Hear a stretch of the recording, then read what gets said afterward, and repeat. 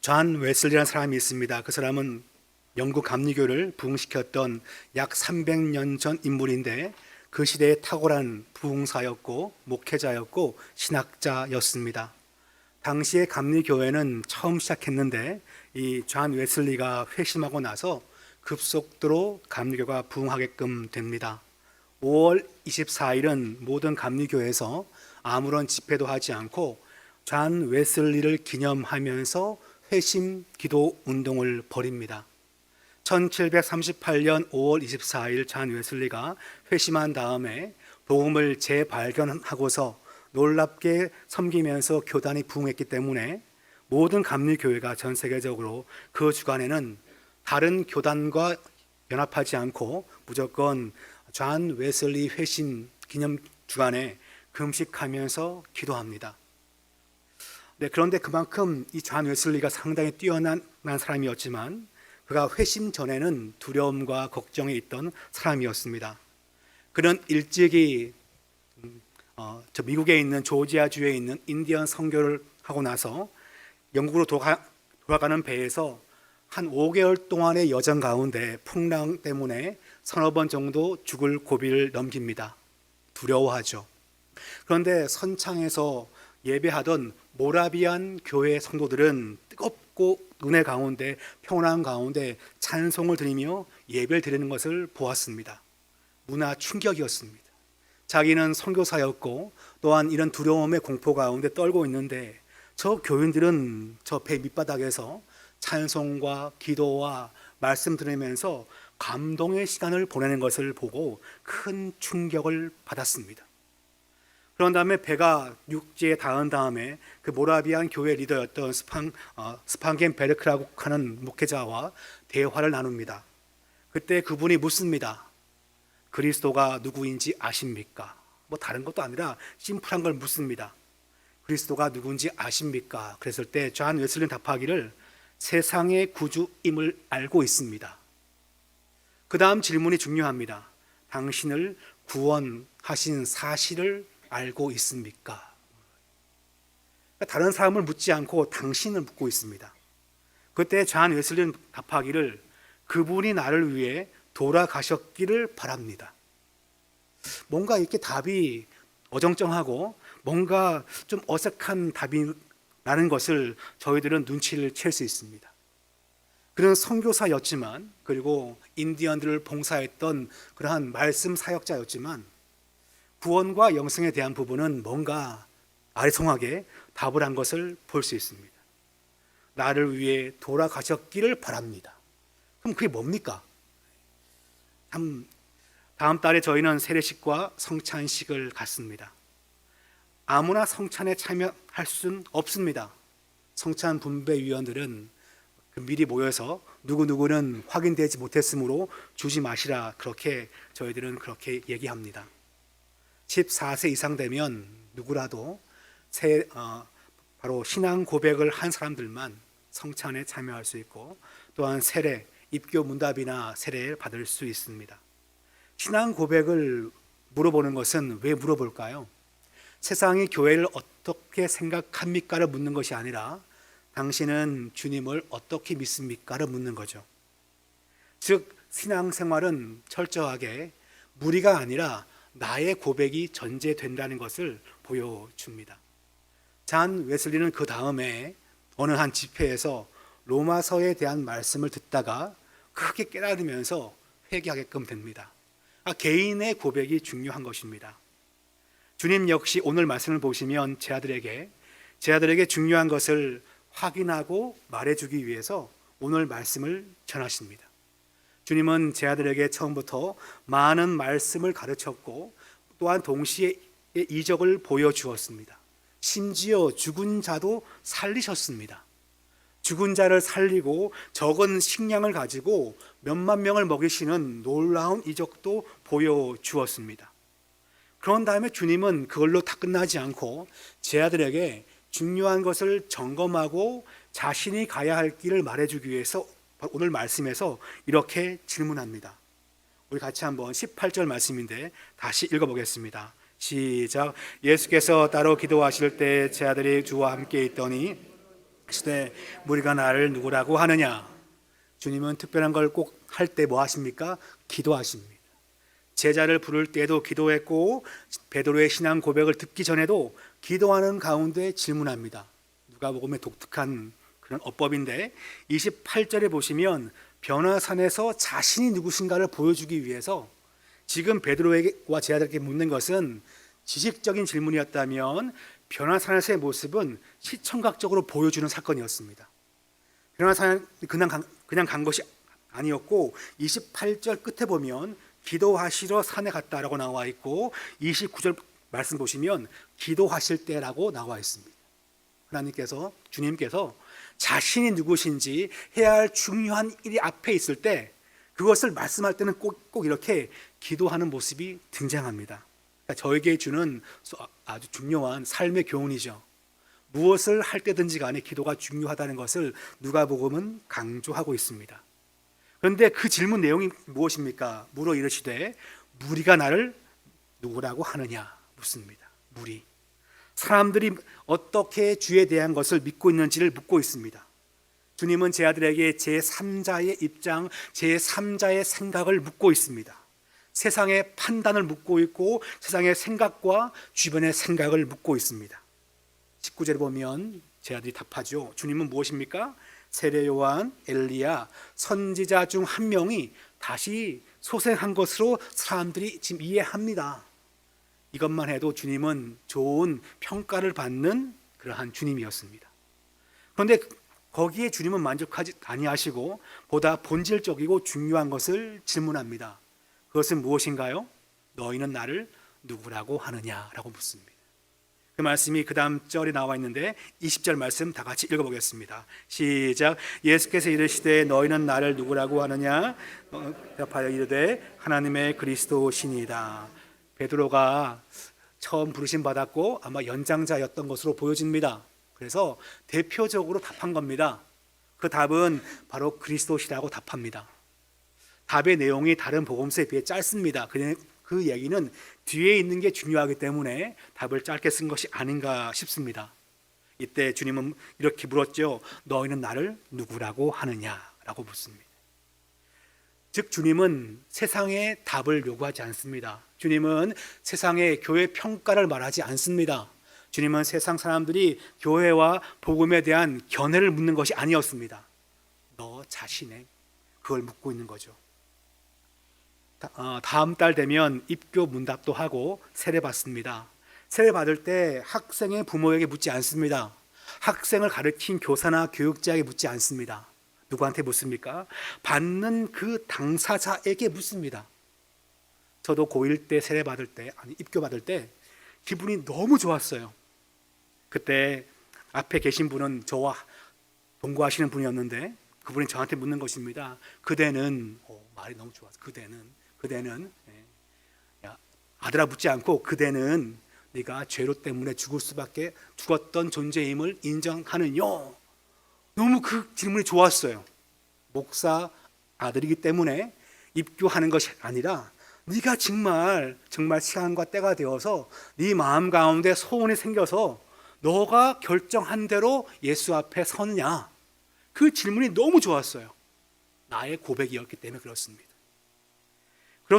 주님은 제 아들한테 세상 사람들이 나를 어떻게 말하고 교회를 어떻게 말하고 산돌교회가 어떤 교회야 평가보다 너는 나를 뭐라 말하는가를 묻는 질문이 정말 중요한 질문이죠. 주님은 우리에게 묻습니다. 무리의 고백이 아니라 누구의 고백이요? 나의 고백을 묻는 것입니다. 이게 중요한 첫 번째 교훈입니다. 무리의 고백이 아니라 나의 고백이 중요합니다. 주님은 요한복음 14장 6절에서 요한복음은 주님의 자기가 누구신지에 대한 것을 종종 자주 말씀하십니다. 이렇게 말씀하죠. 나는 길이요 진리요 생명이라. 좋은 말씀 다 쓰고 있습니다. 길이요 진리요 생명이라 말씀합니다. 근데 진짜 좋은 길은 뭡니까? 좋은 진리는 뭔가요? 오직 하나의 유일한 진리인 거고 하나의 유일한 길인 거죠. 나로 말미암지 않고는 아버지께로 올 자가 없느니라 그 말씀을 하십니다. 복음의 정수와 같은 아주 좋은 아주 핵심 같은 말씀을 하신 것입니다. 이것을 성도는 믿고 마음에 받아들이죠. 그런데 어떻게 믿는 건가요? 산돌 교회에 와서 앉아 있으면 되는 건가요? 아니죠. 무엇입니까? 로마서 10장 9절 말씀 보시면 대부분의 전도 소책자에 나와 있는 구절이 여기 나와 있습니다. 우리 같이 10장 9절 말씀 읽어보겠습니다. 시작. 내가 만일 내 입으로 예수를 주로 신하며 또 하나님께서 그를 죽은 자 가운데서 살리신 것을 내 마음이 믿으면 구원을 얻으리라. 저는 키워드를 이렇게 잡았습니다. 인칭 대명사예요. 자, 중국말로 할게요. 네가 만일 네 입으로 예수를 주로 신하며 네 마음이 믿으면, 그죠? 철저하게 뭘 따집니까? 함께 교회에 와서 함께 공부하고 함께 세례 받는 것을 말하지 않습니다. 함께 왔을지라도 묻는 것은 개별적인 질문이었습니다. 주님은 바로 내가 내 입으로 주님을 시인하고 믿는 것이고 그분이 하신 놀라운 복음의 사건을 내가 내 마음에 믿는 것을 구원을 위한 존재 조건으로 제시한 것을 볼 수 있습니다. 혹시 산돌교회 예배당에 조용히 앉아있으면 내가 산돌교회 성도들 가운데 믿음의 중간 수준은 간다라고 생각하시는 분 계십니까? 위험할 수 있어요.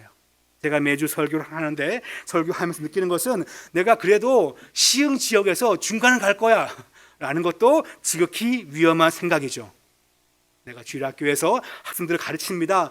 열심히 가르치고 전화신방도 하고 만나고 그리고 많은 봉사도 하면서 애들을 섬기죠. 그러면서 말하기를 산돌교회 교사의 중간은 가겠지요 라고 생각하면 그것도 위험할 가능성이 존재합니다.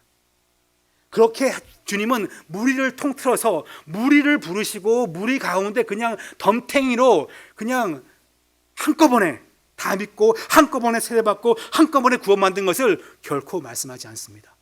개인의 고백을 묻고 있는 것입니다.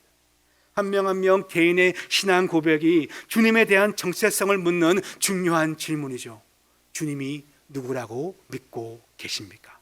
한번 좌우를 보시면서 물어보겠습니다. 주님이 어떤 분이십니까? 뭐 성경에 그런 얘기 하지 말고 나는 이렇게 믿는다. 그런 고백이 필요합니다. 주님은 베드로를 통해서 물론 이때 베드로의 고백이 완벽하지 않겠지만 베드로가 어떤 마음으로 어떤 믿음의 수준 가운데 했는지는 우리가 다 알 수 없지만 이런 고백을 들었을 때 주님은 자기의 정체성이 드러났습니다. 이때 주님은 이렇게 말씀합니다. 그 다음에 곧장 이어서 자신이 가야 할 길이 뭔가를 설명하시죠. 바로 22절 말씀입니다. 같이 읽겠습니다. 시작. 이르시되 인자가 많은 고난을 받고 장로들과 대제사장들과 서기관들에게 버림받아 죽임을 당하고 제3일에 살아나야 하리라 하시고, 제자들이 주님에 대해서 조금씩 알게 되었을 때 그래 내 옆에 있어 내가 다 먹여줄게 살려줄게 내 옆에 있으면 다 좋아 그런 말씀 한 적이 없습니다. 주님은 제자들이 주님에 대해서 발견하자마자 자신이 가야 할 길이 무엇인지를 말씀합니다. 바로 십자가의 길이었습니다. 이렇게 말씀합니다. 주님은 고난받고 죽임을 당하고 그 다음에 살아날 것을 말씀합니다. 뜬금없죠. 주님은 조금 전까지 뭡니까?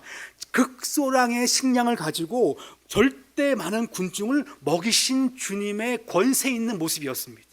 심지어 죽은 자도 그 앞에서 주님이 긍휼히 여기시면 뭡니까? 살아나는 걸 보여주신 분이었습니다. 하늘 보좌와 같은 권세를 가진 창조주 하나님만 하실 수 있는 것을 주님은 친히 계속 연달아 보여주시는 그런 모습이었습니다.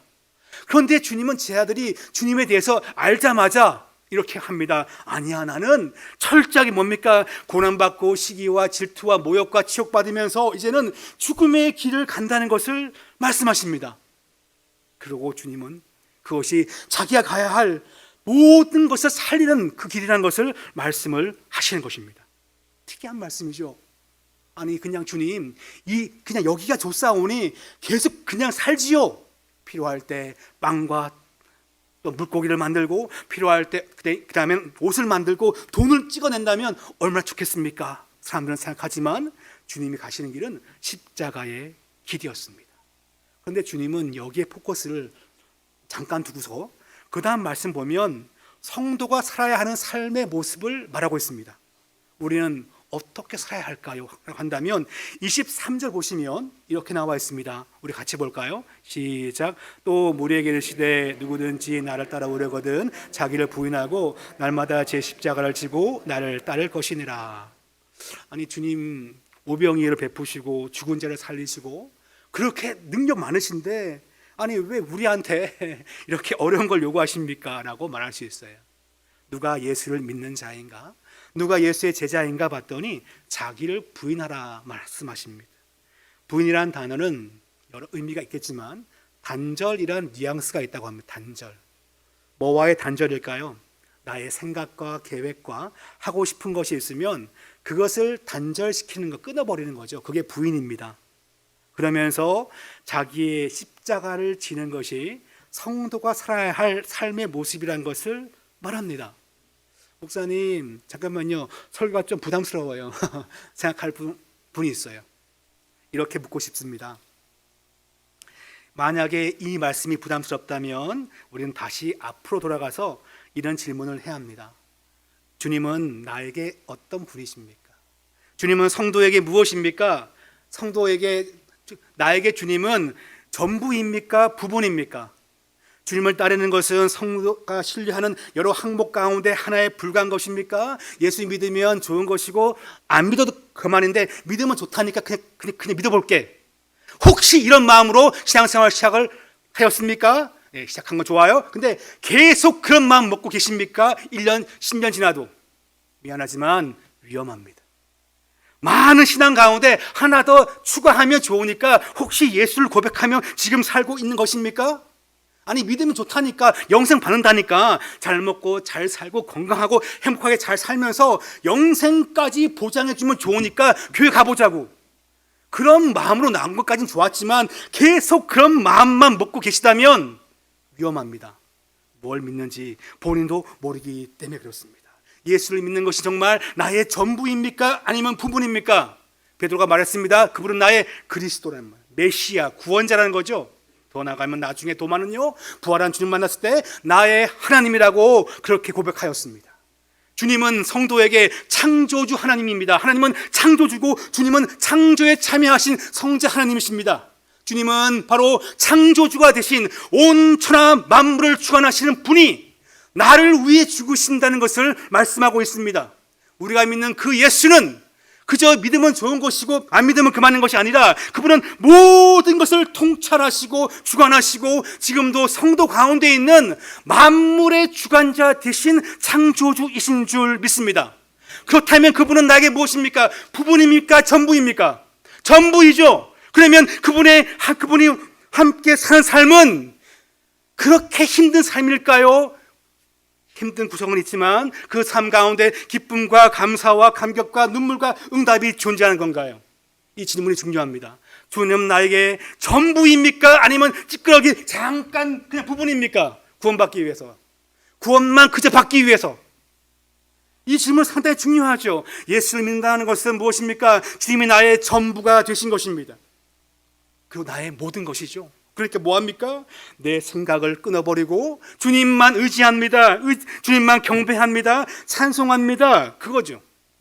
그러므로 그와 같은 나를 부인하고 주님을 쫓는 삶은 모든 성도가 추구해야 할 영적 삶의 모범이라는 것을, 아니 지금도 그렇게 사는 모습이라는 것을 이 말씀은 보여주고 있는 거죠. 왜 주님을 따르는 삶이 우리가 가능할까요? 그것은요, 주님이 나의 전부인 거예요. 이거 빼면 아무것도 존재하지 않는 것입니다. 우리는 과거에 종종 예수 믿는 것을 이렇게 표현했습니다. 약의 비유, 약. 신약 구약 말고 그 뭐죠? 메디슨, 약이에요, 약. 그러니까 죄와 사망을 고치시는 약이다. 이것은 불치병인데 주님께서 우리의 모든 걸 다 치료했다. 그렇게 비유하여 과거에 설명을 종종 했어요. 저도 그걸 한두 번 써먹었지만 어릴 때. 그런데 가만히 묵상해 보니까 이게 말이 안 되는 거예요. 한국의 유명한 제약 회사가 뭐가 있습니까? 뭐 신일제약, 신풍제약, 또 뭐 바이엘, 아마 그런 게 아마 들어와 있겠죠. 한번 생각해 봅시다. 불치병 있는데 바이엘에서 와, 하나를 먹으면 나는 약을 만들었어요. 그 값이 한 1,000만 원 좀 합니다. 다 팔아가지고 그걸 딱 샀어요. 먹었더니 바로 그 즉시 그냥 다 났어요.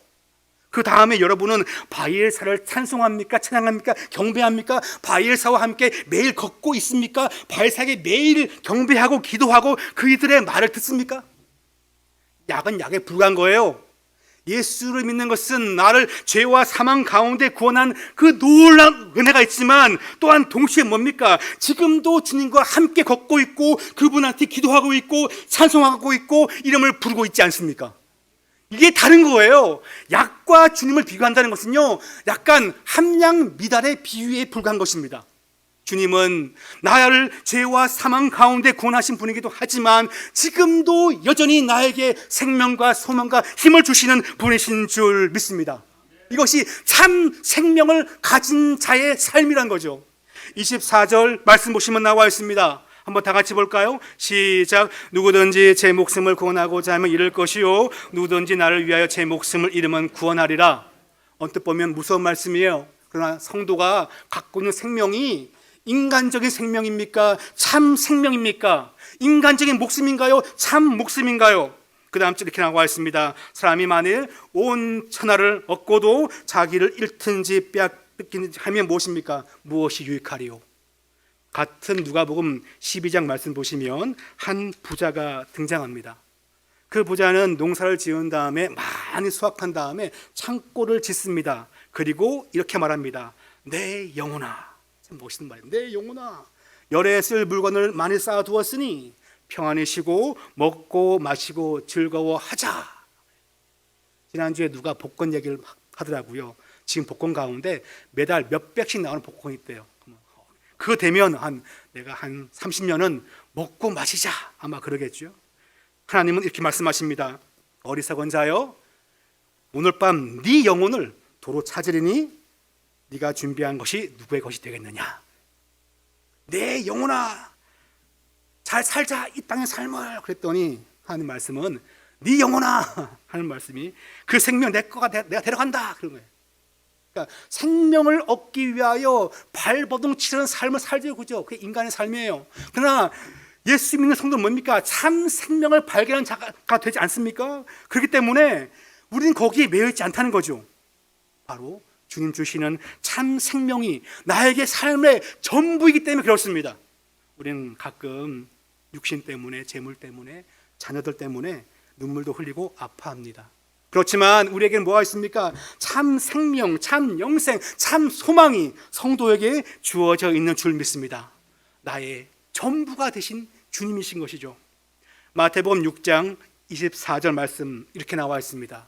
한 사람, 한번 다 같이 읽겠습니다. 시작. 한 사람이 두 주인을 섬기지 못할 것이니 혹 이를 미워하고 저를 사랑하거나 혹 이를 중히 여기고 저를 경히 여김이라. 너희가 하나님과 재물을 겸하여 섬길 수 없느니라. 참 생명, 나의 전부. 그러면 하나님이 다 갖고 있거든요. 그러면 재물보다 하나님을 추구하는 것이 더 지혜가 아닐까요? 그렇습니다. 신앙을 가지면 좋으니까 교회 나오셨습니까? 좋은 출발이었습니다. 그러나 여러 신앙 가운데 기독교가 우아해 보이고 지적으로 보이고 봉사 많이 하니까 계속 그런 마음으로 몇 달, 몇 년 다니신다면 아주 저와 상담이 필요한 상태입니다. 부모님과의 어릴 적의 추억이 있기 때문에 교회를 찾는 분이 처음에 있을 수 있지만 계속 그렇다면 새로운 추억을 제가 만들어 드리겠습니다. 뭐가 필요합니까? 바로 나의 전부가 되신, 나의 구원자 되신 그분과 함께 이 땅의 삶을 사는 성도가 되어야 할 줄 믿습니다. 한번 좌우로 묻겠습니다. 전부입니까? 조금입니까? 전부입니까? 조금입니까? 주님이 나에게 전부입니까? 아니면 그저 영생 받기 위해서 그냥 믿으면 좋으니까 믿는 조금에 불과한 것입니까? 주님이 나의 전부인 인생은 이런 특징이 있다 보여집니다. 26절 말씀이죠. 우리 같이 읽습니다. 시작. 누구든지 나와 내 말을 부끄러워하면 인자도 자기와 아버지와 거룩한 천사들의 영광으로 올 때 그 사람을 부끄러워하리라. 하나님이 전부고 하나님이 창조주이고 하나님이 재림주가 되시고 심판주가 되실 것입니다. 모든 만물 위에 계신 주님이십니다. 그런데 그분이 나의 전부인 사람은 주님을, 복음을, 교회를 부끄러워하지 않습니다. 이게 중요한 특징이죠. 지난주 대신방이었는데 한 80% 정도 마쳤습니다. 근데 한 권사님은 그 이제 사업장에서 예배를 드리는데, 예배 드리는 장소가 사업장 안쪽 방이면 뭐 그냥 편안한데, 또 선팅도 안 돼 있고 밖이 다 보여요. 그리고 창가에서, 그리고 저녁 시간이었습니다. 저녁이니까 불을 켜놓죠, 그죠? 그러니까 아마 잘 보이죠. 창가에서 예배를 한 대분이 함께 드렸습니다. 그런데 마침 밖에서 일꾼들 3명이 뭐 돌을 막 깨부시면서 일을 막 하더라고요. 열심히 찬송을 부르는데 한 명이 저들을 약간 보는 것 같은 느낌이 드는 거예요. 이렇게 야, 봐야 되나 말아야 되나. 딱 보면 약간 격떨어지니까 앞을 보면서 예배를 잘 드렸어요. 하다가 또한 설교를 막 끝냈어요. 막 했는데 또 보는 것 같은 거예요. 이렇게 보면 또 격떨어지니까 내가 목사인데 말이 앞에 봐야지 하고 있는 거예요. 맨 마지막에 자 이제 뭡니까? 축도. 손들어야 돼. 이렇게 할까? 순간적으로 주님 뭐가 나을까? 혹시 저분들이 우리를 광신자를 보면 어떡할까요? 처음에 딱 들었어요. 이렇게 아주 그냥 우아하게. 자, 기도하다가 지금은 하다가 주님 요 말씀 기억난 거예요. 맨 끝에 있을지어다 하고 끝났습니다. 뭐가 부끄러워 그죠? 주님이 나의 전부이신데, 나의 대빵이 되시고 대장 되시고 나의 주권자 되시는데 뭐가 부끄럽습니까? 주와 함께 살잖아요, 그죠? 그리고 응답 받잖아요, 그죠? 근데 뭐가 부끄럽습니까? 이게 주와 함께하는 성도, 제자의 특징입니다. 부끄러워하지 않습니다. 물론 순간적으로 다운돼 있어가지고 부끄러워하는 티를 낼 때가 있어요. 그렇지만 다시 복음을, 다시 말씀 가운데 설 때 우린 부끄러움을 감출 수가 있습니다. 그렇습니다. 우리는 종종 넘어지기도 하고 실족하기도 합니다. 그렇지만 주님이 나의 전부이기 때문에, 주님이 나의 모든 것이기 때문에 성도의 삶은 거기에 무너지지 않고 승리하게 될 줄 믿습니다. 그 뒤에 가시면 변화산에서 주님이 변화가 됩니다. 그것은 주님이 어떤 분인가를 보여주는 거예요. 엄청난 광채 가운데, 모세보다 더 빛난 광채 가운데 주님은 그와 같은 분이십니다. 그렇지만 주님 역시 무엇입니까? 십자가의 길을 계속하십니다. 그러면서 35절 말씀 보시면 주님은 제 아들에게 말씀하죠. 이 말씀이 저희들에게도 동등한 말씀입니다. 우리 같이 35절 말씀 볼까요? 시작. 소리가 그침에 오직 예수만 보이더라. 죄송합니다. 제가 오늘 왜 이러죠?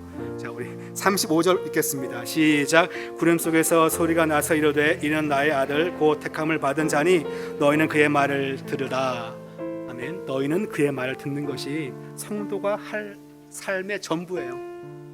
그분이 나의 전부니까 우리는 뭐 해야 됩니까? 그분이 그냥 뜻하는 대로, 시키는 대로만 하면 되는 거죠. 그 말씀을 보여줍니다. 더 뒤에 가시면 주님은 제 아들한테 제자의 삶이 무엇인가를 더 반복하시는데 9장 62절 마지막 절 보시면 이렇게 나와 있습니다. 한번 같이 볼까요? 시작. 예수께서 이르시되 손에 쟁기를 잡고 뒤를 돌아보는 자는 하나님 나라에 합당하지 아니하니라 하시니라. 제가 초등학생 때 한번 쟁기를 잡아봤어요. 저거 쉬워 보인다. 초등학교 나온 삼촌도 저걸 잘하는데 나도 한번 해보자. 나도 이제 중딩이니까 해보자 했더니 안 되는 거예요. 삼촌이 하는 말이 뒤를 보지 말라고, 앞만 보고 가라는 거예요. 앞만 보고 가도 흔들리는데 뒤를 보면 어떨까요? 쟁기가 넘어지겠죠. 믿음의 길을 걷다가 우리는 후회하기도 할 것입니다. 그런데 그때 생각해야 합니다. 그분은 무엇입니까? 온 천하 만물 만드신 창조주이시고 나를 위해 십자가의 길을 가시는 구원자가 되시고, 그분은 나의 무엇입니까? 전부인다는 거죠. 전부. 이 말씀의 두 번째 교훈은 뭘까요?